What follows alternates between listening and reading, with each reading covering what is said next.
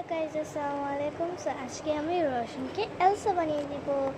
So তার আগে তো রসুনকে একটু ময়শ্চারাইজারটা দিয়ে দিতে হবে। ওকে, সো এই জন্য সো আমি ওকে ময়শ্চারাইজার দিয়ে নিয়েছি। ওকে, সো আমরা এখন রসুনকে কী করবো তো ওকে, আমি এখন রসুনকে ফাউন্ডেশন অ্যান্ড কনসিলার দিব। সো ফার্স্টে ফাউন্ডেশনটা দিই। আমি রসুনকে ফাউন্ডেশন দিয়ে দিয়েছি। এখন পমপম দিয়ে মিক্স করে ফেলবো। আমরা ওকে এখন পমপম দিয়ে মিক্স করে ফেলেছি। এখন কনসিলারটাও দিয়ে নিয়েছি। এখন হচ্ছে আমরা আইশ্যাডো দিব।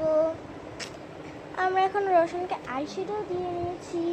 সো এখন আমরা রসুনকে ব্লাশ দিয়ে দিব। সো গাইজ, আমরা রসুনকে ব্লাশ দিয়ে নিয়েছি। সো এখন আমরা রসুনকে আইলাইনার দিয়ে দিব।